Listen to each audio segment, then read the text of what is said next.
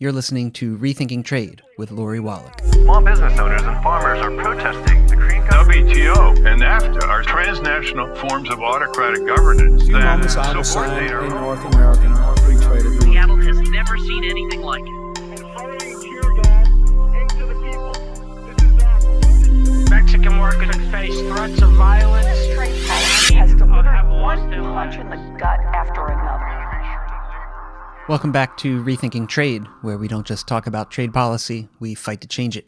I'm Ryan, and I'm joined once again by our in-house trade expert, Lori Wallach. Today, we're going to be talking about jobs, the climate, and a major part of the Biden administration's plans for the country. Before we get into that, though, there's two things that need to be defined for me and for the listeners. The first one is Buy American. The second is industrial policy. Lori, could you give us a quick understanding of what these terms mean in relation to the content we're about to discuss?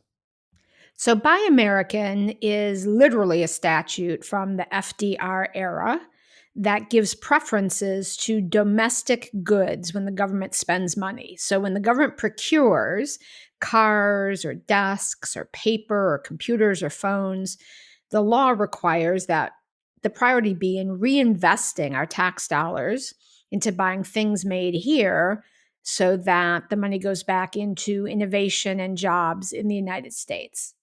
Industrial policy is a broad set of policy approaches that a government uses to incentivize the development of different sectors like manufacturing. Procurement policy, like Buy American, is one tool of industrial policy, but other tools include tax policies. For instance, our current tax system incentivizes the offshoring of investment in jobs. You get a lower tax rate if you produce offshore. That's a choice. It's an anti-industrial policy. Or sometimes industrial policy involves subsidies. So the government will give you a payment back if you buy an electric car or if you use solar on your roof, for instance, to try and incentivize certain behaviors with respect to renewable energy. And that basket of different tools many countries use, and many developed countries like Germany, where its industrial policy for manufacturing, for instance, involves tax policies, involves educational policies to train workers in technical skills, involves investment in research in universities, involves incentives and subsidies and tax benefits to cluster different companies together so they can become a supply chain in a particular area. And all of those tools together are how the countries that currently are leading in different sectors have been able to do so. So the good news is that the Build Back Better plan contemplates renegotiating those parts of the trade agreements that effectively forbid us from using Buy American preferences. But it's going to take a while to do that. 60 countries now get that treatment. A lot of different agreements are going to need to get fixed. But a ton of money, and in fact, some of the main policy towards green energy, green auto sector, infrastructure is all going to get spent, it's going to get allocated very quickly. And that is because there will be two big reconciliation bills. The one passed, the COVID relief bill, $1.9 trillion. And the next one is going to have a lot of energy infrastructure, et cetera, in it. And that is the Recovery Act, the COVID Recovery Act. And those are the two pieces of legislation that can get through the Senate with 50 votes. It's using a sort of arcane budget rule. But those are the things we know for sure are going to actually be the trains leaving the station versus the Republicans in the Senate can block a lot of other stuff. And so if the president doesn't use the authority the president has right now to do a special waiver so that Buy American exception for all the trade agreement countries is not, it needs to be chucked out just for the COVID spending. We can then go back and renegotiate for the regular spending, the trade agreements. But in the short term, if the president doesn't use the special authority that he has, we'll end up offshoring those trillions of extra dollars, including in the green energy, green jobs, electric car sector. Instead of investing to build those sectors here, will just end up spending the money to import the goods from someplace else. You kind of hinted at some of this in what you just said, but President Biden's Build Back Better plan calls for some pretty huge investments in green technology as part of the path forward on both job creation, but also addressing some of the priority changes called for by the climate justice movement. A lot of people have observed that this is one of the closest things we've seen in a long time to having a wide-scale national industrial policy, and one that has both national and global implications. I wanted to ask you, Lori, how do Buy American rules play into the Build Back Better vision, and what are some of the critical fixes that need to be made to ensure that these rules can be used to support this initiative? Over time, the Buy American policies that were established originally 80 years ago have been eroded. And they've been eroded in two ways. One is that there are very loose rules about what can be considered American. You can have all the parts and components come from someplace else, and as long as it's assembled here, it qualifies under some circumstances. And so a lot of taxpayer money actually literally is being spent in goods made elsewhere. Another really big exception to the rule is that any country with which the US has a certain kind of trade agreement gets treated, all of its goods, its services, its companies get treated like they're American. So right now, Buy American means Buy American plus goods from 60 other countries. It's all of Europe, it's Japan, it's Hong Kong, it's Mexico, it's Korea. And for all of those goods, there is basically an offshoring of our tax dollars to buy those goods from other countries. And the hitch with the Build Back Better plan is it both recognizes that this is a problem and, for instance, talks about renegotiating a bunch of those trade agreement rules, which is exactly right.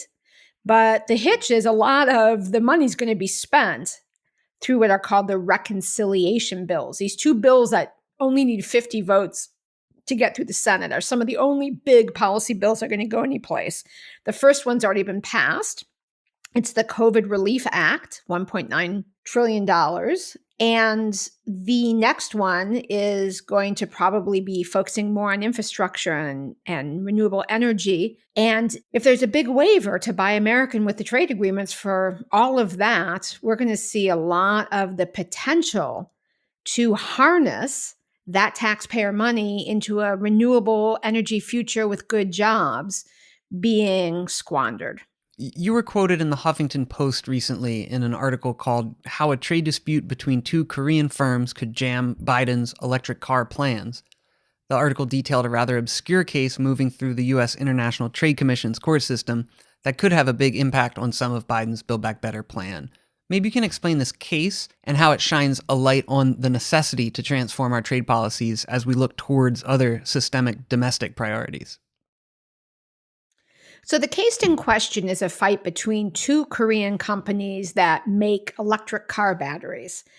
And there is a piece of U.S. trade law that allows a private company to go to court and basically get an injunction, a stop operating order against another company if they can argue that that other company is importing goods or is making goods that violate the intellectual property rights of the other company.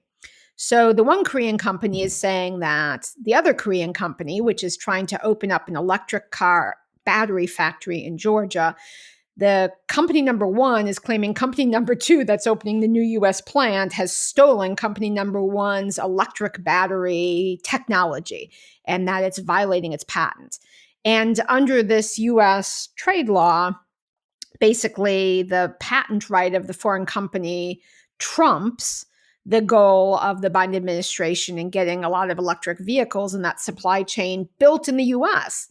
Because it doesn't matter if it's a Korean company or if it's a U.S. company. If the production is here and the jobs are here and the supply chain is here, that helps promote what the Biden administration is trying to do as far as the climate and jobs goals. So there's been an original ruling from the International Trade Commission that is forbidding the second company to produce its electric car batteries. They can only do it for a certain number of years and then they're going to be shut down. And so there's now an effort by policymakers in Georgia and environmental groups to get the president to use authority to override the shutdown of this electric car battery plant. Last, Lori, for a big question, and that is, do you think the Biden administration will follow through on these promises? Or maybe more importantly for folks listening to this podcast, what are some of the roadblocks that we need to work to transform to help clear the way? My sense is that the administration actually intends to follow through, but it's not going to be a simple matter because there are a lot of special interests that have enjoyed the existing system, which is to say, obviously, the oil and gas companies have had all kinds of incentives and privileges in the tax code with subsidies. Those have to be taken away. And then the green energy sector and electric car production needs to be incentivized. And that's going to be a big battle.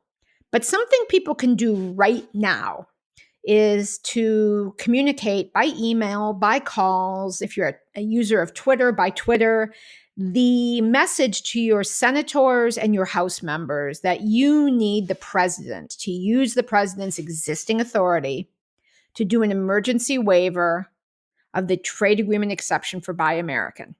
You don't want the big COVID relief and recovery bill money to go offshore. And the easy way to say it basically is, can you get the president to end the trade agreement exception for Buy American for the COVID money? That's the cleanest way to say it. So far, 13 senators and a bunch of House members have written to the president asking him to use that authority. It's very easy to do. The president just has to put a little notice in the Federal Register saying, hey, for this COVID money, the Buy American exception for trade agreements does not apply. That money's staying home. We're investing it at home. It's just a political question of getting that to be something the president actually prioritizes doing. Because if we have this unique opportunity with all these large pots of money to try and build the future green infrastructure, green energy system, electric car supply chain that we need both as a matter of having a livable planet and surviving climate catastrophe, but also to create new jobs and transition, have a just transition that takes into account people's livelihoods, then we need to have that money harnessed here. We've paid it in as taxpayers. We need it to transform our economy, our jobs, and do our part to protect the climate. And that means we need to make sure it's not all being offshored because the companies that got the original waiver to Buy American for the trade agreements, they always wanted to be able to get their big fat government contracts and to produce this stuff at slave wages offshore. And as a matter of climate justice and of economic justice, that has to end. You want our tax dollars, then A, it's going to be green, and B, it's going to be fair wages. So you're going to be having unions, you're going to be making a lot of it at home, you're not going to be racing to the bottom. And we have control over that. And it's worth talking to members of Congress about that right now because the money's starting to move. Rethinking Trade is produced by Public Citizens Global Trade Watch. To learn more, you can visit rethinktrade.org. You can also visit tradewatch.org. Stay tuned for more, and thank you for listening.